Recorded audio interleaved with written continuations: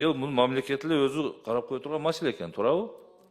Мамлекет күчү Кудайга шүгүр кенен жетет. Болгону 28 боло экен. 5000 доллардан болсо бир немеси флакону. Бул маселе эмес. Ошону түшүндүрүү иштерини жүргүзүп, элге айтып коюш керек. Чочулабаңыздар. Золгесмадан тышкары 2 дары бар. Резиден дейби? Резидеплан. Ушул дагы бирөөсүнүн спинраза деген. Бул дагы ошолордун заменители, кыждат болбогула деп. Көп чочулап калды деми 2 миллион бир флакон дегенден элдер бардыгы паника түшүп калат. Ошон үчүн суроолорго так жооп беришкен жок.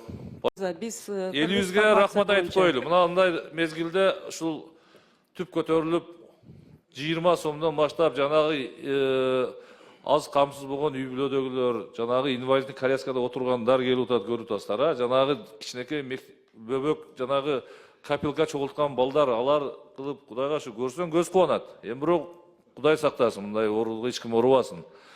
Эми элдин мына президент өзү баш болуп, андан жанагы балдар, активисттер бүт шаарларда, айылдарда түп көтөрүлдү. Мындай өзү тарыхта биринчи жолу болду мен билгенден.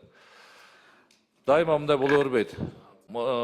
Сымак боюнча, дарылар боюнча карап чыгып, башкадан так маалымат алып бериш керек, элге жеткириш керек.